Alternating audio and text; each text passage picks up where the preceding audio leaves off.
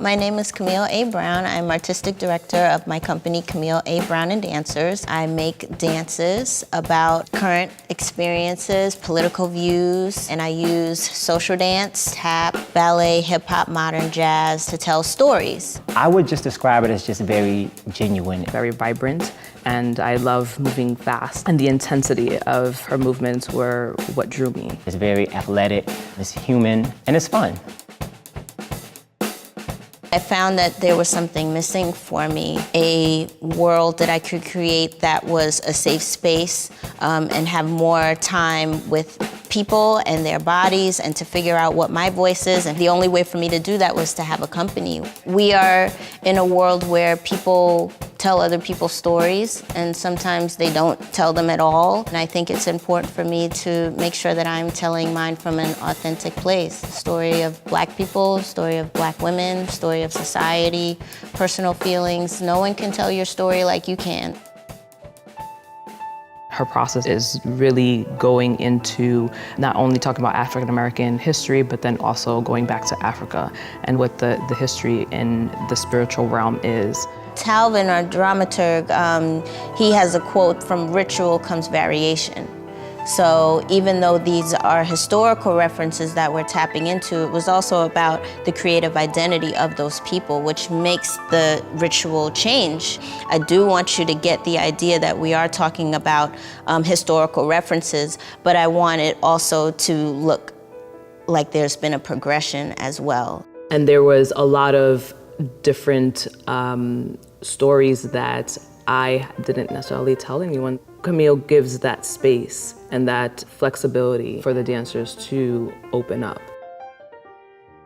She gives us the freedom to create choices. It's not like your normal dance company where she comes in, she gives you the step, you learn it, and then you go. She's more interested in like, what can you do with the step? What is your why behind the step? She comes in with an idea for Tyler, and she knew she wanted to talk about identity and the media and ink. She wanted to talk about our narratives and our stories. So I think she has an idea, and then through conversation and all these different things that we do in rehearsal, we kind of find where the water goes for the piece. You can walk into a room and have nothing but an idea and let that idea just grow into this universe of thought and movement. This process is such a unique process for a musician and for a composer. We have to learn this language of dance. We have to learn how to dance, even though we're not dancing. If you trust in the process, you start to see something unfold. My process is very difficult.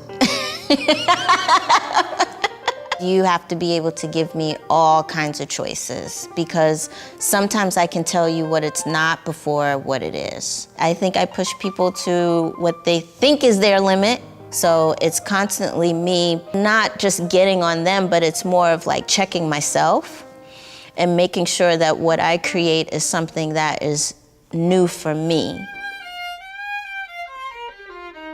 There's a lot of choreographers that, are definitely just looking at you as like your movement, but she looks at the person. We have like the toolbox as dancers like all day long. Like we can do all the kicks and everything, but she's looking at us like we're actors, so we have to be able to tell this story. We're humans, we're men, we're women, there's all these things in life that we are. Therefore, she uses all of that. I got into musical theater because my mother loves musical theater. So when I was younger, she would show me all of her favorite scenes from musicals, Sweet Charity, Dreamgirls, and I just loved this combination of music and theater and dance. It was just a completely different world other than anything that I had seen, and I loved it. And one of the reasons why I continue to stay in it is because I'm getting different perspectives and I'm being challenged, and I believe that it makes me a better choreographer. There's a lack of dance education that lifts up social dance in particular. There's a hierarchy that is ballet and modern and jazz, and these are seen as the valuable genres of dance. And then there's the social dance that people see as, oh, that's not technical.